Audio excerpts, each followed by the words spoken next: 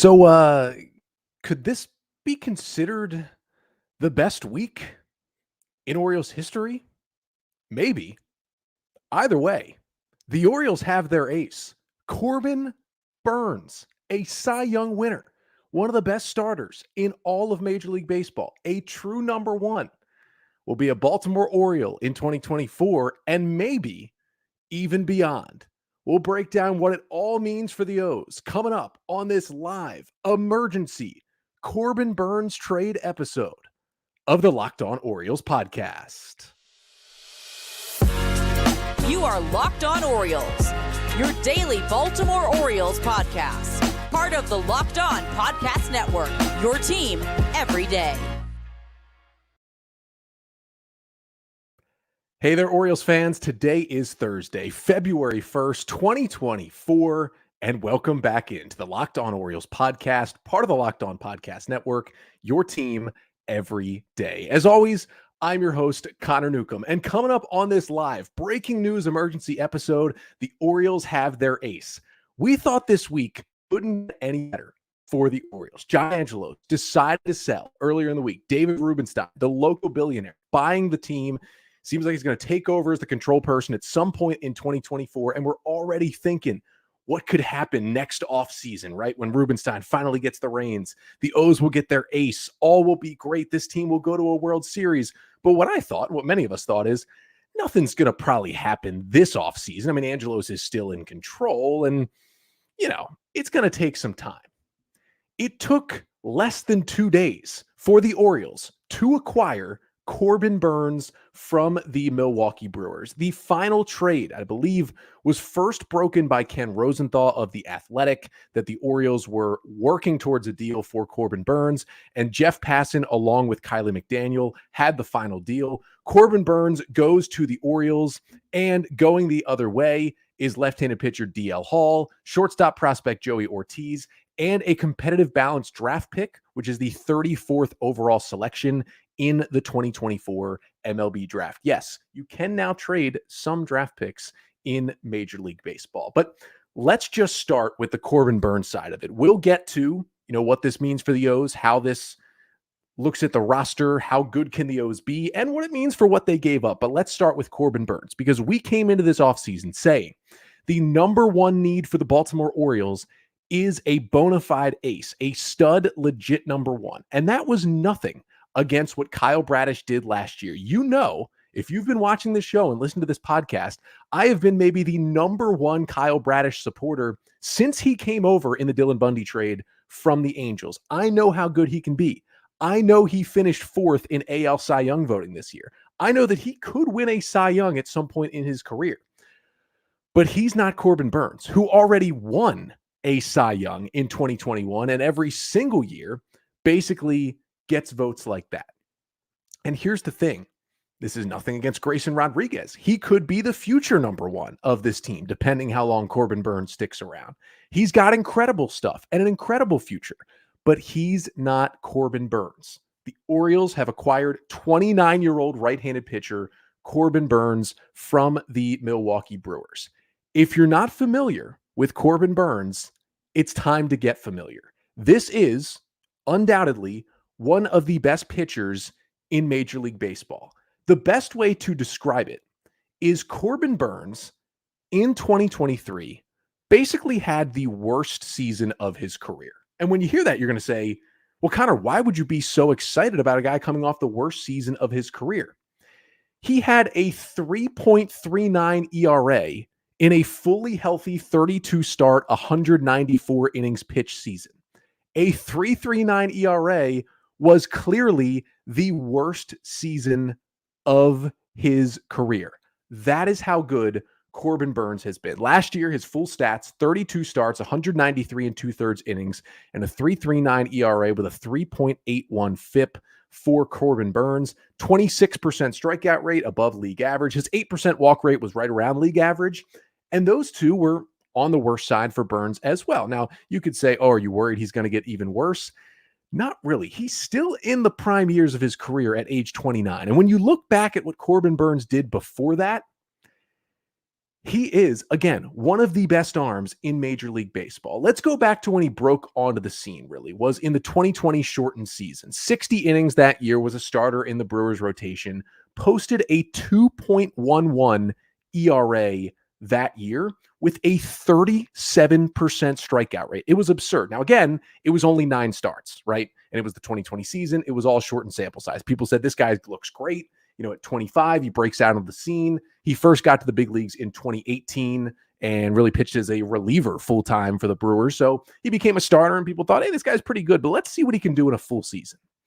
Well, he came back in 2021 for his first full season as a starter and legitimately won the National League Cy Young Award. Like, he couldn't have done more to prove to people how good he truly was. That 2021 season, now he only made 28 starts and he only threw 167 innings, but those are some of the best 167 innings that baseball has ever seen. He had a 2.43 ERA with a 1.63 FIP. FIP is fielding independent pitching. It's more of a predictive stat that shows more of what the pitcher can control. So it takes out, what the defense really adds to or subtracts from your ERA and just looks at strikeouts and walks and home runs that you're giving up.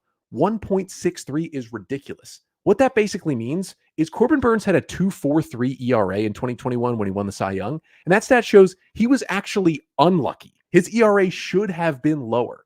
That's how good he was. He followed up in 2022 with what some might say is actually his best season because he was one of the most durable pitchers in the league while also being one of the best. In 2022, he made 33 starts, threw 202 innings, and still posted a 2.94 and still had a 31% strikeout rate. He was an elite strikeout pitcher while being an innings eater. Those are very rare combinations to have in a pitcher. And yes, he threw a little bit less innings and a little higher ERA and a few less strikeouts and a few more walks this year. It doesn't really concern me too much. And when you think about the fact that over the last 2 years, Corbin Burnes has been hurt a little bit by the home run. Now he goes to a park where lefties still hit a lot of homers, but righties really don't. And Corbin Burnes already has a good time against right-handers. This is a match made in heaven for Corbin Burnes and the Orioles. And again, all respect to Kyle Bradish and all respect to Grayson Rodriguez. Most likely, this is the Orioles opening day starter. This is a true number one. This is a true ace. This is an all-star. This is a Cy Young winner. This is what we were talking about when we said the Orioles need to go get an ace. The Orioles have a good rotation. They need to make it great. This is the move that makes it great. You get a 3-time all-star, guy who got MVP votes in that 2021 season, last 3 years, all of his full seasons. He's been an all-star in the big leagues. He's ridiculous. And again, I don't want to sugarcoat it. Like, he's not coming off his best season, but that's kind of the point here. A 3.39 ERA in almost 200 innings is his worst career season, and he's still 29. The stuff's ridiculous. The stuff is nasty. And the cool part is, a lot of what Kyle Bradish has talked about, what's kind of turned him around, what's made him so good, is modeling some things after Corbin Burnes. They both have a natural cut to their fastball. They both have elite breaking balls. And Kyle Bradish, remember in 2022, he switched sides of the rubber, which led to him pitching a lot better. It's the same thing Corbin Burnes did a couple years ago to start trying kickstart really him turning the other direction and turning into a Cy Young level pitcher. And it's not just the surface numbers that are great. It's the underlying numbers. Just go to Corbin Burnes' Baseball Savant page, and you'll see more red than you see on basically anybody's page. And what's really cool about Burnes is, although he gets a lot of strikeouts, and he is known to give up a home run from time to time, he is still elite at stopping hard contact. Guys don't square him up that often. His hard hit percentage of 32.4% was in the top 10% of baseball last year. Average exit velocity, 86.4 miles per hour, one of the best numbers among starters last year as well. Barrel percentage is super low against him. And the arsenal is just insane with what Burnes throws out there. Now, the number one pitch is the cutter. This is probably a top 15 to 20 pitch in all of baseball is the Corbin Burnes cutter. It, for my money, is the best cutter in the majors. And he throws it a lot. He throws it about 94, 95 miles an hour. It is by far his most used pitch. He used the cutter 55% of the time last year. That is the go-to. Throws it to righties, throws it to lefties equally. It works the same on both of them. Opponents hit just 209 on that pitch, slug just 340 with a 23% whiff percentage. It is elite. But it's not really the swing and miss pitch. I talked about how he gets a lot of soft contact. A lot of that soft contact is on that cutter. He'll jam the lefties in with the cutter, just like Mariano Rivera used to do, and then he'll get the righties to hit it off the end of the bat, and it's a lot of slow grounders that come off the bat of hitters against Corbin Burnes. But then you look at the rest of the stuff, and because he throws the cutter more than 50% of the time, you're like, oh, this is his elite pitch. You look at the other stuff, and you realize, wait, he's got other great stuff. Maybe not other elite stuff, but other great stuff that he can play off the cutter. The number 2 pitch is the curveball. It's one of the nastiest pitches I've ever seen. He just doesn't throw as much as some guys do. But the curveball, he throws about 17% of the time. Opponents hit 133 against the curveball last year with a 211 slugging percentage and a 49% whiff rate. That whiff rate is like near the level of Felix Bautista's splitter. That's how good that curveball is. And again, he throws it to righties and lefties pretty evenly. Nobody can touch it. He's got a really sneaky good changeup. You know, the Orioles love working with a changeup, throws it about 11% of the time. Opponents hit 204 against that thing with a 31% whiff rate. And oh yeah, despite the fact that he has a cutter, he also has a bigger, more natural slider. You know, the cutter's at 94, the slider's at 86. It's got more movement. Now he doesn't throw it much, 9% of the time, 44% whiff rate, 159 batting average against it. And he does have a sinker that he'll toss in here and there, you know, just to get some ground balls. It is a ridiculous repertoire for Corbin Burnes. It's the best cutter in baseball. It's an elite curveball, and I think the O's might ask him to throw it even more. That is how good that pitch is. They got their ace. They got him. Now, the thing is, right now, they've only got him for 1 year. And that's what I want to get to next.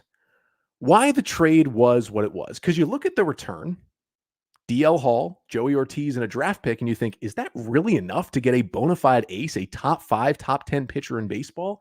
The team control has something to do with that. We'll talk about what the O's gave up. We'll talk about the 1 year left on Burnes. We'll talk about maybe the O's give out some money to Corbin Burnes now that they got some new ownership as well.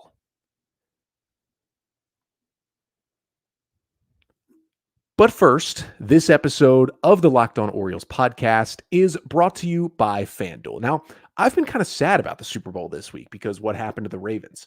I don't even care what happened to the Ravens anymore after this Orioles week we're having. Let's go. Let's get excited for the Super Bowl. Happy Super Bowl week to all who celebrate from FanDuel, America's #1 sportsbook. And if you're like me, Super Bowl Sunday is all about scoring the best seat on the couch, grabbing your favorite football snacks, and placing some super bets. I do love the prop bets, the silly ones on Super Bowl Sunday. And FanDuel has found so many ways for you to end the season with a W or 2 or 3, just like the Orioles right now, catching a lot of Ws. Not only can you bet on who will win Super Bowl 58, but FanDuel also has bets for which players will score a touchdown, how many points will be scored, and so much more. New customers can join today, and you'll get $200 in bonus bets if your first bet of $5 or more wins. Just visit FanDuel.com/lockedon to sign up. That's FanDuel.com/lockedon. Make every moment more with FanDuel, official sportsbook partner of the NFL. So what happened?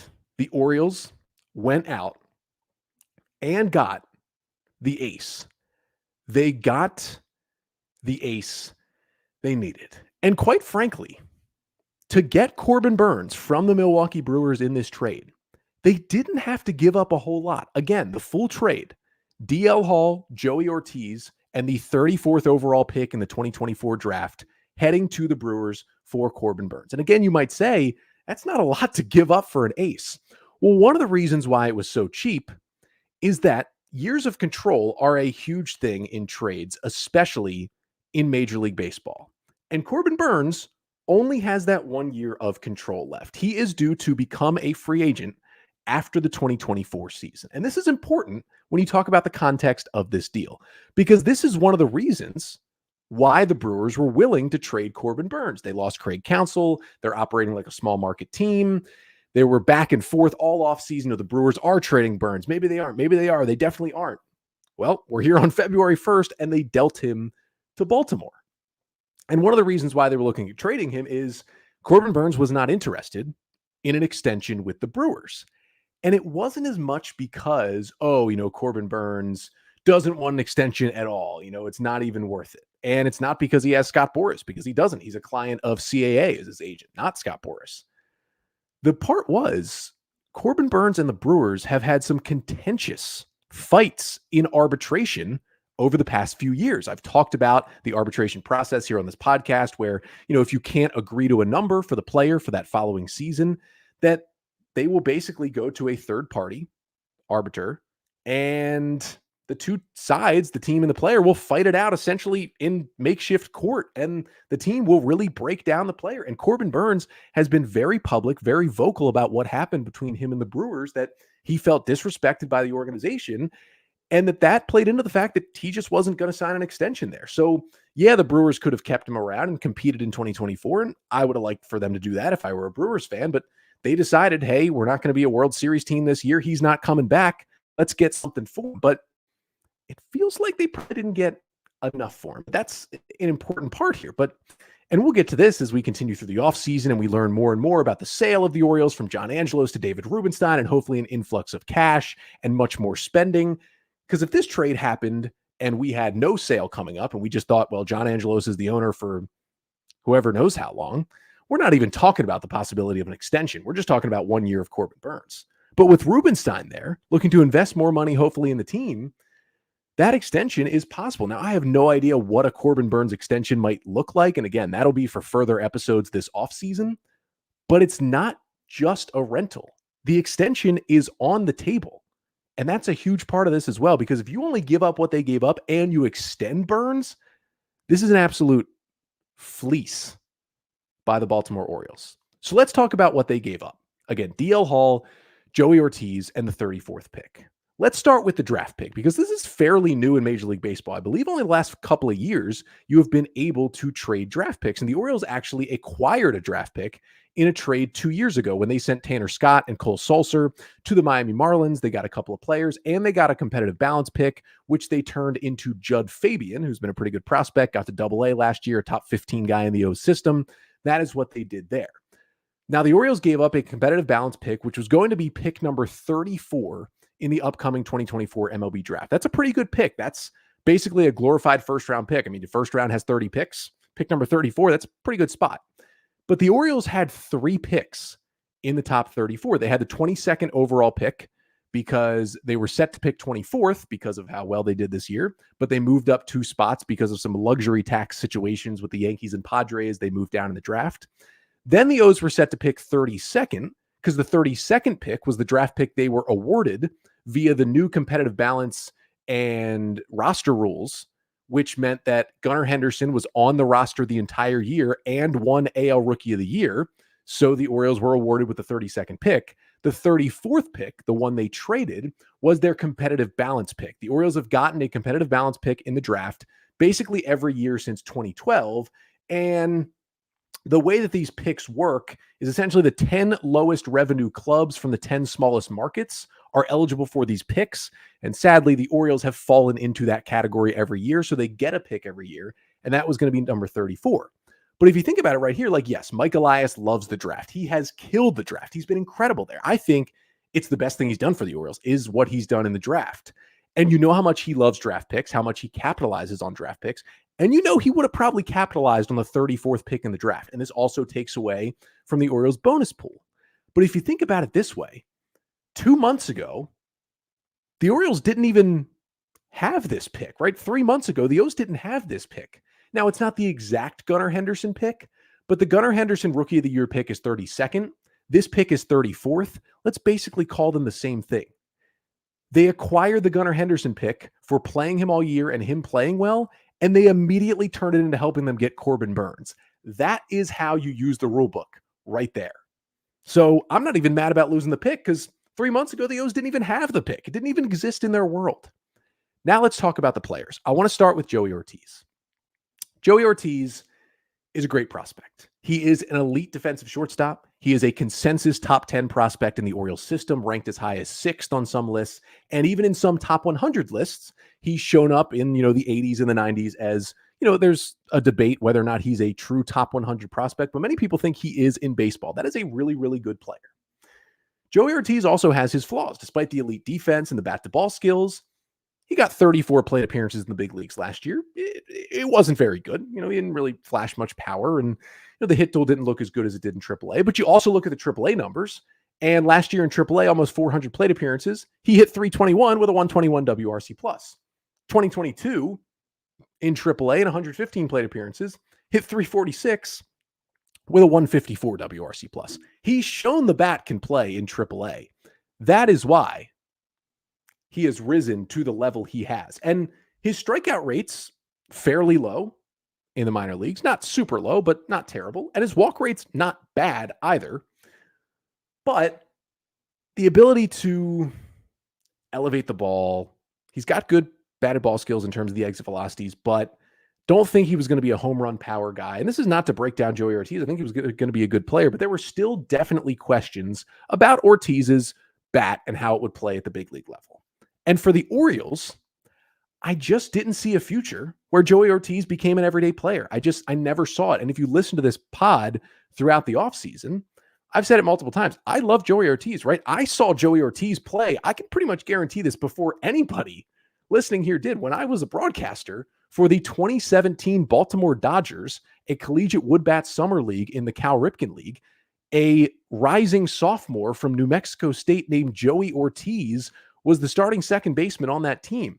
And I looked at this guy and I said, if he can hit, he's going to be good, because this is the best defensive infielder I have ever seen on a baseball field. Well, he figured out how to hit too at New Mexico State and in the O system, and that's why he's where he is now. But look at the O's infield. Just at shortstop, you have Gunnar Henderson and Jackson Holliday. You are getting those two on the field once Jackson gets to the big leagues pretty much every single day at probably either short and second with Gunnar at short and Jackson at second, or short and third with Gunnar at third and Jackson at shortstop. Yeah, maybe there's space for Joey Ortiz there, but you still got to factor in that Jordan Westberg is here and is playing a big role. Still got to factor in that, hey, Ramon Arias and Jorge Mateo are still on this roster. And oh yeah, you still also have Kobe Mayo, who's a bigger prospect than Ortiz and could play third. And you still have Connor Norby in AAA knocking on the door trying to get to the big leagues. So could Joey Ortiz been better than a lot of those guys? He could have. And I think Ortiz could have this year, if they wanted to trade Ramon Arias, could have perfectly replaced Arias's role. He can play short, second, third, great defense, gives you a good right-handed bat, like a nice bench player. But if you're trying to win the World Series right now, which I think the O's should be, and you can trade away a guy who's a good prospect, but will at most be a solid bench player for you, I don't think you're giving up much. So it's a solid bench player. It's a draft pick you didn't have 3 months ago. And then it's the one to me personally that hurts the most, and that is DL Hall. I love Corbin Burnes. I am so excited to have Corbin Burnes on this team. But I will say, the only downside of this trade to me is that we won't get to see DL Hall finally have that full, healthy, flourishing season in Orioles uniform. Now, we don't know, right, if DL Hall will ever do that, if he'll ever even do it in a Brewers uniform. But we just never got to see it. He was trying to be a starter. He was a first-round pick. The injuries piled up. They moved him to the bullpen. The injuries still piled up last year. But the flashes we saw at the end of 2022 and the end of 2023 from DL Hall were honestly spectacular. Like, he was one of the Orioles' best relievers down the stretch last year. Ended up pitching 19 1/3 innings out of the Oriole bullpen in September, had a 3.26 ERA. I mean, the strikeout rate of 28%, the walk rate of 6%. The walk rate was below league average. He was incredible. All those command issues seemed to go away in 2023 once the back injury for Hall got healthy. And Mike Elias kept saying, hey, we're going to give him a shot to still be a starter in spring training 2024. And I believed that from Mike Elias. I thought truly that could really happen. And he was going to mix in for potentially that number 5 starter spot, of course, if the O's didn't go get an ace type like Corbin Burnes. Now, when you get Corbin Burnes, DL Hall's not being a starter, so that takes him out of there. So you're essentially giving up a big league relief. And could DL Hall be Josh Hader one day? I think he could. And maybe the Brewers have replaced Josh Hader, who they traded away 2 years ago. Like DL Hall could certainly be that for Milwaukee. And, they're going to lose Willy Adames, their shortstop, after this year. They've got an easy replacement in Joey Ortiz. DL Hall, at worst, is a great reliever. And the Brewers still could turn DL Hall into a good starting pitcher. They've been great over the years with pitcher development, and I trust what they're going to do with DL Hall. He could be nasty. But at this point, Hall's days were numbered to try and be a starter in Baltimore. And I love DL Hall. And I was incredibly excited to see what he can do in a full season. And this is going to sting a little bit. Like, I've been a big believer of DL Hall since day one. I kept calling for the O's, just get him up in this bullpen, see what he can do. And he might be a really, really good reliever for the Brewers. But if you're giving up, it might have even been the Orioles' closer at times this year, except for the fact that they got Craig Kimbrell. So I love DL Hall. And I think he could be great. And listen, you get 5+ years now, right, of DL Hall. I mean, that's pretty good. You get like 6 years of Joey Ortiz, and you get a draft pick that you can turn into something. Like, it's not a terrible trade for the Brewers. But from the Orioles side, a draft pick you didn't have 3 months ago, a player who is going to be at best a bench guy for you this year, and at best a setup man. That seems like pretty good for even just 1 year of a legitimate ace starting pitcher. And that is what the O's did with Corbin Burnes. But just a little bit more to get to here on the pod to finish off what has been just an unbelievable week in Birdland. Like, are you kidding me? This is incredible. We'll talk about the O's roster now with Corbin Burnes, without Hall, without Ortiz, what the 40-man looks like, what the active roster looks like, what the rotation and bullpen, what all the fallout from this move could be. That's coming up next to finish off the pod.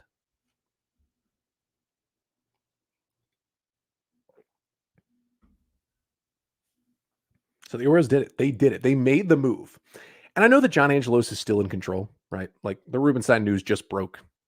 It hasn't been approved by the owners in Major League Baseball. Angelos is still the owner. But, like, it can't be a coincidence that less than 48 hours after the news breaks that the Orioles are selling the team to Rubenstein, and after doing nothing under John Angelos, that they make this big a deal to get this good a pitcher in Corbin Burnes. Like, that doesn't feel like a coincidence at all to me right now.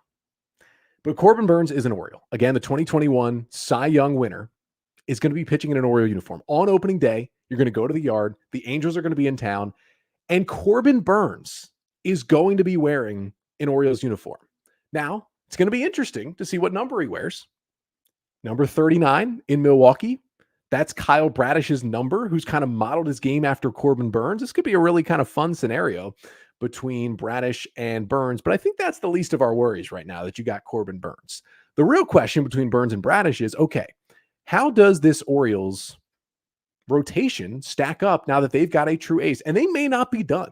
We talked about them being linked to guys like Hyun-Jin Ryu and Michael Lorenzen and other more like 1 year type, more veteran, short-term stopgap starting pitchers. It could still happen. Like, they could still sign a guy like Michael Lorenzen. I talked on Monday's episode about how the Orioles were linked to Lorenzen, and I said Lorenzen would be a perfect fit if the O's got an ace-type starter, because what they would do, they would put the ace at the top, now seems to be Corbin Burnes, and you'd slot in Lorenzen as kind of the number 5/long reliever guy, because Lorenzen has pitched out of the bullpen as well, and you would basically tag team him with Cole Irvin and as well with Tyler Wells, and you'd have a really good look at your number 5 spot. And even if you put in the fact that, there's questions about John Means. Now, John Means was great before Tommy John, and honestly, he was pretty good in the 4 starts in September last year when he came back from Tommy John. But remember, he also had elbow soreness that shut him back down and didn't allow him to pitch in the postseason. So, with Corbin Burnes at the top, you now have a rotation that looks like this. Corbin Burnes is your number 1. And Kyle Bradish is kind of a 1A. That's how good I think he can be. He's your number 2. And Grayson Rodriguez is your number 3. If Grayson Rodriguez pitches for a season like he did in the second half last year, and Kyle Bradish is the guy that I think he is, the Orioles have one of the best top 3s in baseball in Burnes, Bradish, and Rodriguez. That is insane to say. Who would have thought we would be saying the Orioles have one of the best top 3s in baseball? But that's what you can do when you go get an ace. There were so many people who said, why get an ace? They have one in Bradish. Just go get a number 5 starter. Sure up the rotation. But when you get an ace and you maybe have 3 guys that could be aces, that's incredible. Then your number 4 is John Means. And your number 5 is Dean Kramer. Dean Kramer, not the flashiest, not the most amazing pitcher, but just a really, really good number 5 starter, like a really, really good number 5 starter. And John Means, he's a wild card, right? We don't quite know what he's going to be in his first full year back from Tommy John. But if he's anything close to what he was before the injury, well, that's a great number 4. And here's the best part. Yes, you have questions, right, about Means. You even have questions about Kramer because it can get shaky at times for Dean Kramer. He's kind of a high floor, low ceiling kind of guy. The depth you have behind them makes you feel great because yes, Cole Irvin's not the best pitcher, but if you have Tyler Wells and Cole Irvin behind those two as the other 2 guys that are in this rotation, you have good depth. And I honestly wouldn't be mad if they still sign Michael Lorenzen because he can be a reliever, as can Wells, as can Irvin, but also step in to start. Just feel how different this Orioles pitching staff is now that you have a legit 5 starters, like legit, and you still have Tyler Wells and Cole Irvin as your starting depth. That is a really, really good spot to be in. And then maybe at some point in the season, if you need a Chase McDermott, if you need a Cade Povich, they're there for you, right? And you still even have a guy like Bruce Zimmerman, who, is not the flashiest, but he's still in your 40-man, and he provides you some value as well. You just feel so much better. And they might not be done again. They could still sign a guy like Lorenzen. And the other thing is the bullpen, because, DL Hall had a spot in that pen. He loses that spot. I don't know if it opens up to another lefty. This probably gives a better chance to a Keegan Aiken or to a Nick Vespi or to a Tucker Davidson to make the team as a left-hander. It also gives a better chance to maybe a Mike Baumann. Potentially a healthy Dylan Tate now has an easier spot just locking back down that role in the bullpen. But the thing is, the Orioles have reliever depth to fill in for DL Hall. They did not have the depth to make up for what their starting rotation looked like before Corbin Burnes. And yes, the bullpen got a little bit worse. But the thing is, also add Tyler Wells. And I think they'll probably need Wells to start this year. But if you tell Wells, hey, you're going to be pretty much a full-time reliever, we've seen how good he was doing that in 2021, and we saw how good he was when he returned to the bullpen in September of last year. I'm loving that. And, probably a good day for, again, I said Keegan Aiken and Mike Baumann and Jacob Webb and Dylan Tate and Nick Vespi. They're feeling a little bit better about their chances to make it into the pen. And the O's may not be done. It might not be Michael Lorenzen. Maybe it's Ryan Brazier type kind of pitcher who, they bring in on a 1-year deal to get another veteran in the pen to fill in for DL Hall. It could be something like that. But either way, this pitching staff is on a different level. And again, Burnes, Bradish, Rodriguez, Means, Kramer. That stacks up there with most rotations in baseball. That's the difference a true number 1 can make, that you feel really good about that rotation. You go into the ALDS next year and you're throwing Burnes, Bradish, Rodriguez. Who's topping that? Not a lot of teams are topping that. That is the new Orioles. They've got a playoff rotation that I don't think anybody's beating. And that might be the best part here. In terms of the roster, the 40-man was at 39 players. You take off Hall and Ortiz, who are both on the 30-man. That goes down to 37. Of course, you add Burnes' spot, picks it back up to 38. So still, currently 2 open 40-man spots. You hope one is for Jackson Holiday. And there's probably a couple guys that will clear off, but there's still space to do some things. And even though I feel really good about what the staff looks like right now, I wouldn't mind another, swingman type pitcher like a Lorenzen. I wouldn't mind another legitimate reliever like Ryan Brazier. Let's do it. Let's keep adding it. Those guys will be cheap, 5, 6, 7, 8, 10, $12 million for 1 year. Let's do it. But they got Corbin Burnes. And here's the best part of this for me. Corbin Burnes in arbitration, it's his final year again before free agency, and we hope he gets the extension, but he will cost the Orioles, it's just shy of $16 million for 2024, what he's going to cost. Now, that's going to be the most expensive player on the Orioles roster. But David Rubenstein's taken over this team, so you know what? We don't have to care about that anymore. $16 million, who cares? Let's run it and go win a World Series. And $16 million for Corbin Burnes, that's a pretty good deal. They got the ace. They really got him. I was turning the other direction. I had said most of the offseason, the O's are going to get a starting pitcher, no doubt about it. And then we kept getting deeper and deeper, and we heard the quotes from Elias, and I just thought, maybe they won't get a pitcher. Maybe they'll roll in with, these guys they've got and hope it works out.